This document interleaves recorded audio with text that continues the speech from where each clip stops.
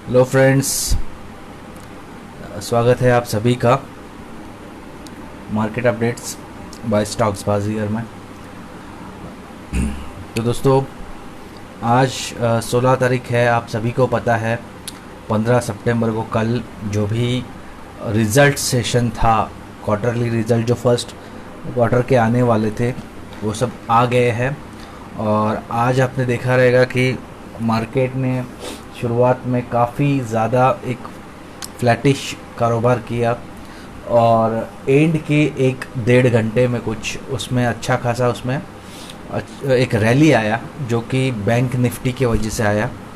सुबह मैंने पोस्ट किया था कि बैंक निफ्टी ने 22,050 पे अच्छा सपोर्ट लिया है, तो हो सकता है कि आज बैंक रैली ऊपर आएगा। लेकिन बैंक निफ्टी ने थोड़े देर के लिए मेरे उस प्रेडिक्शन को कॉन्ट्रडिक्ट कर दिया और वो नीचे आ गया था। बट फिर भी मैं समझता हूँ कि आखिरी लास्ट के समय में वो फिर से ऊपर चला गया और उसने कह सकते हैं कि मेरी लाज रख रही और 22,600 तक भी वो जाकर आया। तो आज आप देखोगे तो जो इम्पोर्टेंट एनएससी के जो स्टॉक्स थे वो फार्मा सेक्टर के स्टॉक्स थे, क्योंकि कल फार्मा में जो रैली आई थी वो आज एक्सटेंड हुई। तो ये रैली क्यों आते जा रही है ये आप सबको पता है। जैसे जैसे ये जो वैक्सीन है वो डिले होते जा रही है, वैसे वैसे फार्मा स्टॉक्स की ज़रूरत अब ज़्यादा पड़ रही है। इम्यूनिटी बूस्टर्स हो या फिर जो सिम्टम्स को ट्रीट करने वाले जो दवाई हो, वो सारे के सारे बहुत ज़्यादा डिमांड में है और उसी वजह से फार्मा का जो जो पूरा पैक है वो फिर से अच्छा चल रहा है। बीच में थोड़ा कंसोलिडेट हुआ था जब आईटी चल रहा था, तब फार्मा बैकफुट पे था। अब जब आईटी में बिकवाली आ रही है तो फार्मा चल रहा है। ये मैंने सितंबर के शुरुआत में ही बोल दिया था जब मैंने आईटी में पोजीशन लेनी शुरू की थी कि पहले मैं आईटी में पोजीशन ले रहा हूँ और मेरे ख्याल से सेक्टर रोटेशन जब होगा तब फार्मा स्टॉक चलेंगे। और ये लगभग 13-14 दिन के बाद ये चीज़ हुई। आईटी में खैर मेरे छोटे छोटे पोजिशनल जो टारगेट्स थे वो अचीव होने के बाद मैं निकल गया। के बाद भी आईटी स्टॉक्स काफ़ी चले। टीसीएस 2,400 तक चला गया था, इन्फोसिस 980 के आसपास चला गया था और आपने देखा रहेगा एचसीएल टेक भी अच्छा काम कर रहा था। तो कुछ स्टॉक्स जो थे जिसमें मैंने पोजीशन ली थी सितंबर के शुरुआत में, उसमें मैं अपने टारगेट्स मिलते ही मैं निकल गया था। और पिछले कुछ दिन से मैं जो हमारा एनजीओ है उसके ऑडिट के काम में लगा हूँ, तो इसलिए एक 6 दिन पहले मैंने एक पोस्ट की थी कि मैं कुछ दिन तक मैं अवेलेबल नहीं रहूँगा। तो थोड़ा काम मेरा भी ऑलमोस्ट होने आया है, इसलिए मैंने फिर से आज मार्केट को देखना शुरू किया। मुझे ये भी लगा कि बहुत लोग मुझे अब फॉलो कर रहे हैं, तो मुझे जो मेरा चैनल है टेलीग्राम चैनल उसको अपडेटेड रखना ज़रूरी है। तो मैंने शुभांगी विरकर एमबीए फाइनेंस है जो उनको वहाँ पे एडमिन बना दिया है। तो जो मॉर्निंग का सुबह जो यूरोपियन मार्केट, जो यूएस मार्केट और जो एशियन मार्केट से क्यों मिलता है उसके बारे में वो आपको बताएगी। जो सेक्टर के जो अच्छे परफॉर्म करने वाले स्टॉक्स है, डेज गेनर्स है, लूज़र्स है, उसके बारे में वो अपडेट करते जाएगी। और जो स्टॉक्स इन न्यूज़ है, इम्पॉर्टेंट है, वो वहाँ पे आपको शुभांगी द्वारा मिलेगा।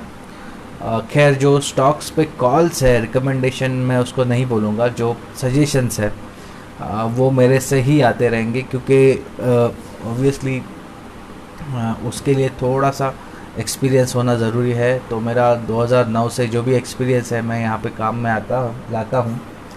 आज आप देखोगे तो टॉप 5 गेनर्स में डॉक्टर रेड्डी है जो 4% ऊपर बंद हुआ है, एमएनएम है 4% ऊपर बंद हुआ है, हिंडाल्को है 4% ऊपर, बजाज ऑटो 3.5% ऊपर और ब्रिटानिया 3% ऊपर। तो ब्रिटानिया ने जब सुबह गावा साहब ने कॉल दिया था तब मैं सोच रहा था कि ये जब इसमें डिविडेंड डिक्लेयर हुआ था तब ये स्टॉक चला नहीं था और अब ये इतना अच्छा खासा चला है। तो खैर एफएमसीजी स्टॉक्स में HUL पे हमारा हमेशा नज़र होता है, लेकिन ब्रिटानिया अच्छा काम कर देता है। तो ब्रिटानिया भी अगर आप थोड़ा बहुत पोर्टफोलियो में, लॉन्ग टर्म पोर्टफोलियो में ऐड करके रखो तो मेरे ख्याल से अच्छा रहेगा। जो लूज़र्स है उसमें इंडसइंड बैंक है जो काफ़ी चल चुका है, NTPC है जो मेरे ख्याल से मैंने 91 92 पे मैंने 106 के टारगेट के लिए बीच में डिस्कस किया था। इंफ्राटेल है 200 पे, जो मैं हमेशा बताता हूँ कि वोडाफोन आप डायरेक्ट मत खरीदी करना, वोडाफोन का जो प्ले है आप थ्रू भारतीय इंफ्राटेल करना।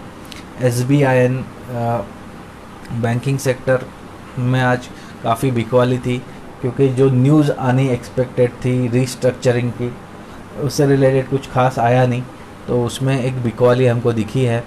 और जो एक्सिस बैंक है, जो एक प्राइवेट सेक्टर बैंक है, वो भी आज 1% नीचे था।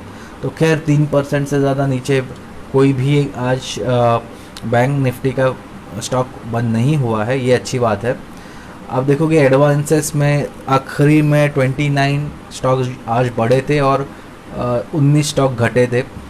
और आप देखोगे तो आज पूरा दिन मार्केट ने 11,500 का जो लेवल है उसको संभाले रखा, उसके ऊपर ही उसने लो लगाया था 11,516 का, और जो हाई है वो 11,600 के ऊपर था, 11,618 का। और जो आज की क्लोजिंग हुई है वो काफ़ी अच्छी हुई है, 11,604 की। मेरा लास्ट जो वीडियो है उससे ये वीडियो काफ़ी कॉन्ट्राडिक्ट करेगा।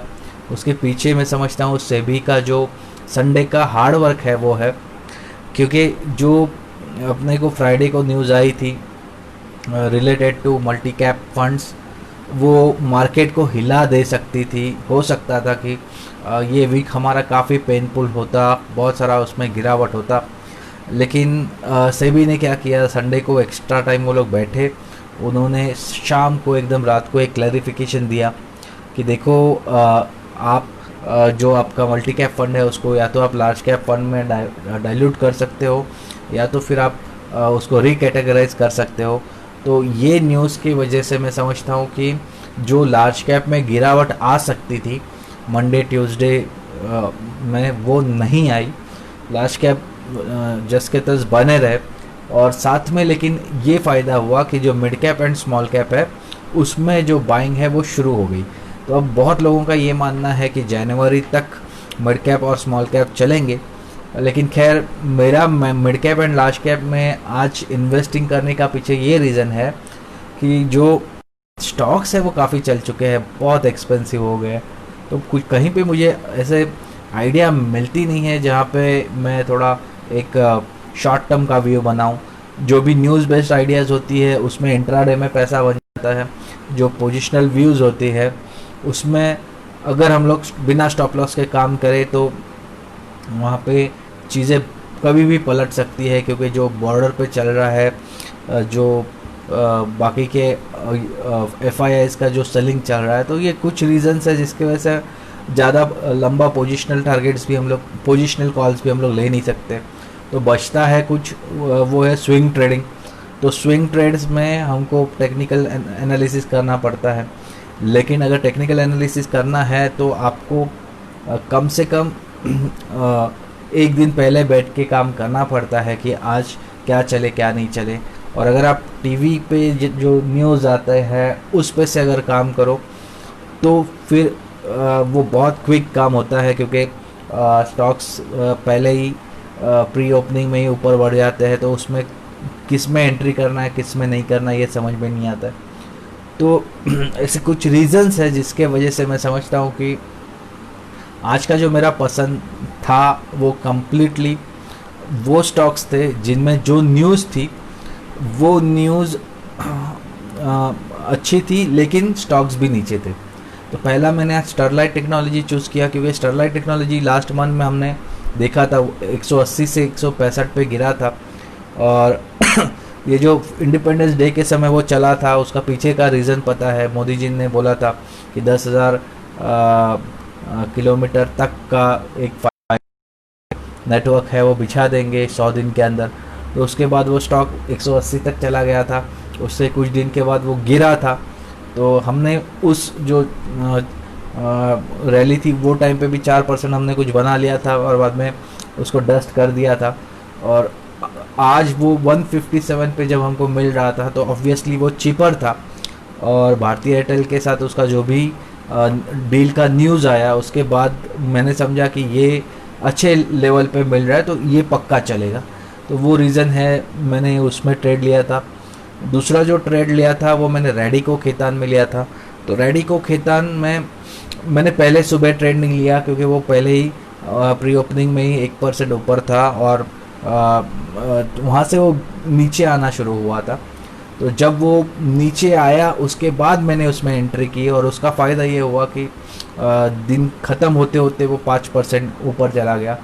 और ये मैंने मेरे क्लाइंट के पोर्टफोलियो में किया था, इसलिए मैंने दिन भर उसको देखा भी नहीं। और शाम को जब मैंने उसमें बेचा अच्छा खासा मुझे प्रॉफिट मिल गया था। बीच में 2 घंटा मैं सो गया था क्योंकि कल रात तक बैठ के हम लोग कैश बुक का काम कर रहे थे अश्वमेध का। तो आज मार्केट में मैं दोपहर तक था। दोपहर में कुछ 12 बजे से 2-3 बजे तक काफ़ी मैं नींद में था। 3 बजे उठने के बाद मैंने बचा हुआ काम किया है स्क्वायर ऑफ वगैरह करने का। तो कहने की बात यह है कि कुछ ट्रेड्स जो न्यूज़ पे पॉसिबल थे वहाँ पे आज अच्छा पैसा बना है। और मैं समझता हूँ कि बहुत लोग ऐसे हैं जिनको ये समझ में नहीं आता कि जब इजीली पैसा बनता हो तो इजीली पैसा बना लेना चाहिए, आपको ज़्यादा उसमें सोचना नहीं चाहिए। बहुत लोगों का मैंने एक चीज़ नोटिस किया है कि वो लोग फैंसी आइडियाज़ के पीछे भागते हैं। वो लोग बहुत सारे टेक्निकल कॉल्स ढूंढते रहते हैं कि कौन सा चलेगा कौन सा नहीं चलेगा, लेकिन जिसमें फुल प्रूफ कमाने का चांस हो उसमें वो लोग ट्रेड लेते नहीं है क्योंकि उनको लगता है कि अरे यार ये तो कॉमन न्यूज़ है, ये तो सबको पता है, तो इसमें पैसा कैसे बनेगा। आपको ये समझना चाहिए कि कोई न्यूज़ अगर कॉमन न्यूज़ होती है तो उसमें वॉल्यूम भी उतना आएगा क्योंकि बहुत लोग उसमें ट्रेड करेंगे और वो उसमें सक्सेस का चांस ज़्यादा है। तो खैर इम्पोर्टेंट ये नहीं है कि आप कितना ज्ञान बटोरते हो मार्केट में, इम्पोर्टेंट ये है कि आप कितना पैसा कमाते हो। तो आपका जो भी आपको सिस्टम आपको सूट करे आप उसको फॉलो कीजिए, कोई बात नहीं है। अगर आप फंडामेंटली स्टॉक पिक करते हो कोई बात नहीं, अगर आप सिर्फ टेक्निकल देख के बात करते हो। लेकिन इम्पोर्टेंट ये है कि आपको दोनों तरीके का काम करना चाहिए। मैंने आज भी मेरा टेलीग्राम चैनल पे एक चीज़ बोली थी कि देखो आपके पास 2 डीमैट अकाउंट होना ज़रूरी है। एक डीमैट अकाउंट इन्वेस्टिंग के लिए जिसमें आप लॉन्ग करना है और एक पोर्टफोलियो एक इसके लिए डीमैट अकाउंट जिसमें आप अर्निंग के लिए ट्रेडिंग करें। तो ट्रेडिंग वाला जो पोर्टफोलियो है उसमें मोस्टली ऐसा आपको सर्विस चूज़ करना है जहाँ पे आपका ब्रोकरेज कम या नेग्लिजिबल हो। और जो इन्वेस्टिंग का पोर्टफोलियो है वो आपको ऐसा चूज़ करना है जो कंपनी काफ़ी बड़ी हो, जिसका कस्टमर बेस काफ़ी बड़ा हो, जिसके पास आपको जिससे आपको अच्छा रिसर्च मिलता रहे। तो मैं यहाँ पे डिस्क्लेमर देना चाहूँगा, ये कोई रिकमेंडेशन नहीं है कि मेरा जो लॉन्ग टर्म का पोर्टफोलियो है वो कोटक सिक्योरिटीज़ में है और जो मैं ट्रेडिंग करता हूँ वो ज़ेरोडा में करता हूँ। तो अगर आपका भी अगर 2 पोर्टफोलियो है तो आपको ये समझना चाहिए कि जब हम लॉन्ग टर्म का इन्वेस्टमेंट कहते हैं तो हम वैल्यू इन्वेस्टिंग वाला स्टॉक्स पिक करते हैं। हम लोग फंडामेंटली गुड कंपनी जो फेयर वैल्यूएशन के नीचे हमको मिल रही है वो पिक करते हैं।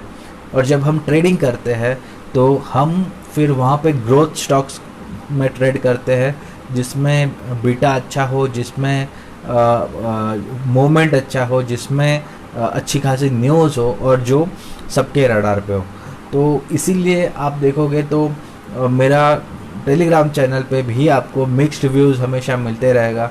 कुछ मैं वैल्यू इन्वेस्टिंग की भी बात करता हूँ और कुछ मैं प्योरली ट्रेडिंग की बात करता हूँ। भी आप जो पोर्टफोलियो स्टॉक्स है उनमें ट्रेडिंग ना करें, अवॉइड करें वो चीज़।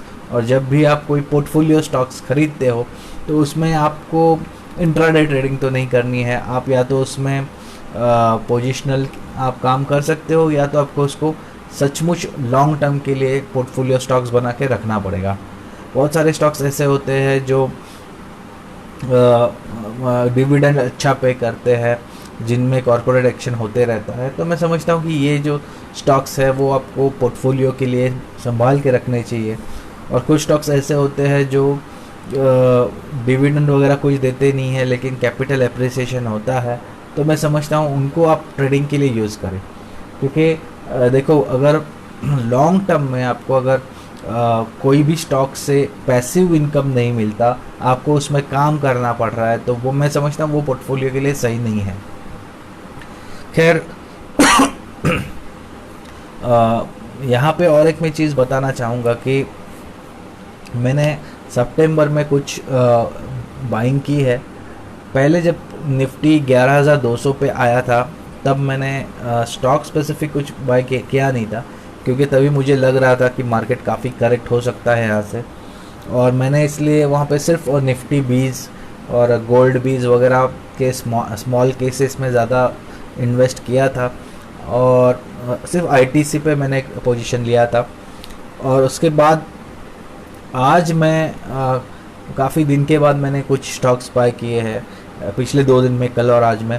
तो मैंने EIH होटल्स का जो स्टॉक है वो बाय किया है। उसके बाद जो दूसरा स्टॉक मैंने बाय किया है वो इक्विटास है। मुझे इक्विटास पे एक क्वेश्चन भी आया था कि इक्विटास क्यों बाय कर रहा है, वो चलता नहीं है। जिसने भी मेरे से बात की उसने 136 पे लिया था और 4 साल होल्ड करने के बाद बड़े लॉसेस में स्टॉक बेचा था।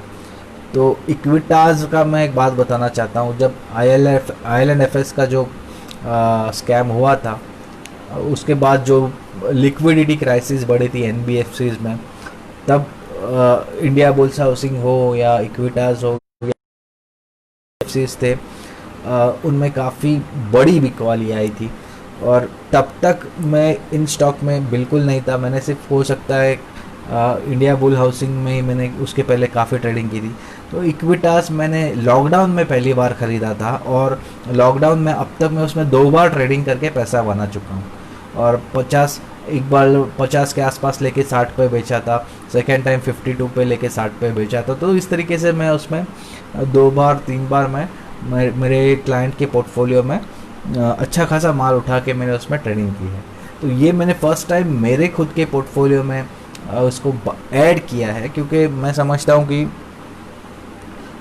जो उसका वैल्यूएशन है उसके हिसाब से ये सस्ता मिल रहा है, और हो सकता है कि ये कुछ टाइम में ये 80-85 तक चला जाए।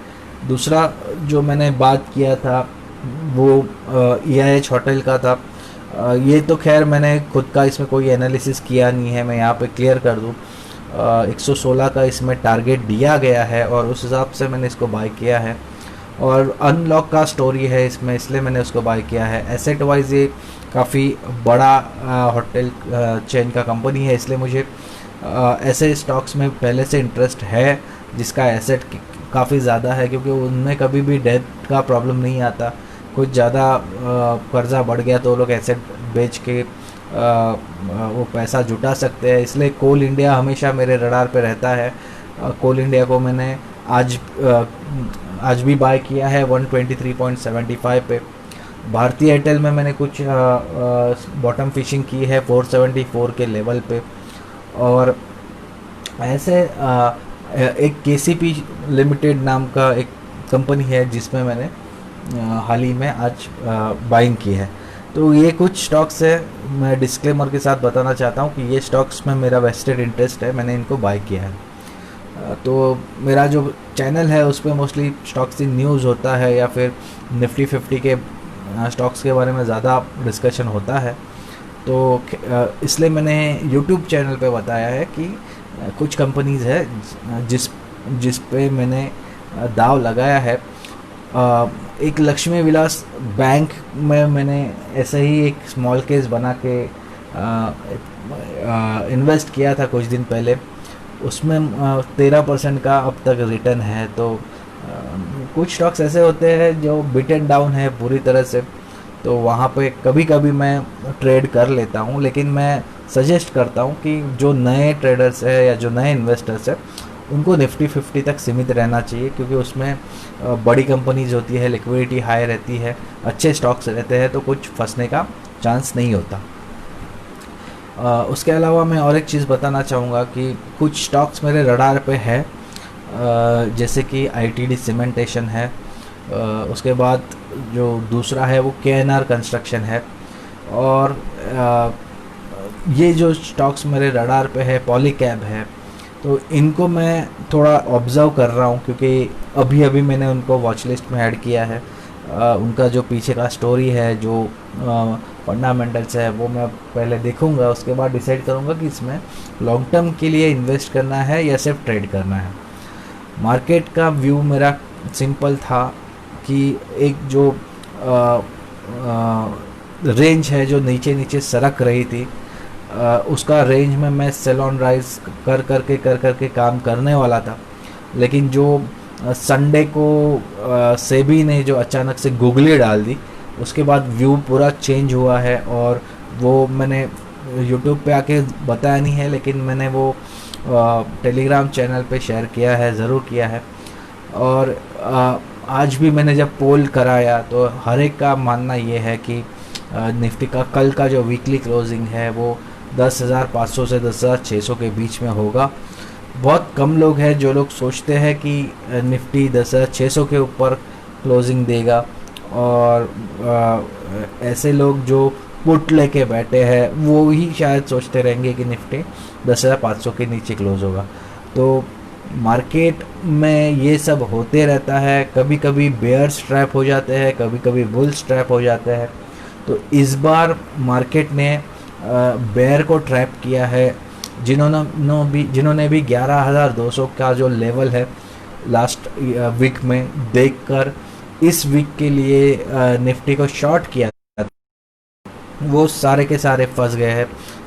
मेरे ख्याल से बहुत लोगों ने तो शॉर्ट कवरिंग कर ली जब 11,550 का इम्पोर्टेंट रेजिस्टेंस टूट गया आज, और उसी के वजह से आज आप देखोगे तो अच्छे खासे गेन के साथ 11,600 के ऊपर मार्केट बंद हुआ है। तो ये था कुछ मार्केट अपडेट्स बाय स्टॉक्स बाजीगर, और मैंने कुछ आज स्टॉक्स के बारे में डिस्कस किया है, लेकिन ये मेरा रिकमेंडेशन नहीं है। मैं यहाँ पे डिस्क्लेमर ज़रूर देना चाहूँगा कि मैं सेबी रजिस्टर्ड एडवाइज़र नहीं हूँ। मैं एनएससी का सर्टिफाइड इन्वेस्टमेंट एनालिसिस प्रोफेशनल हूँ, और एनएससी का मार्केटिंग प्रोफेशनल लेवल 4 हूँ। जो भी मैं स्टॉक्स का बारे में बात करता हूँ वो सिर्फ एजुकेशनल पर्पज़ के लिए होता है। अगर आपको उसमें कोई प्रॉफिट हो या लॉस हो नहीं है, क्योंकि मैं उसका भागीदार नहीं हूँ। आप आपके फाइनेंशियल एडवाइज़र से डिस्कस करने के बाद ही कोई पोजीशन ले, वो आपके लिए अच्छा रहेगा। So thank you very much, good night.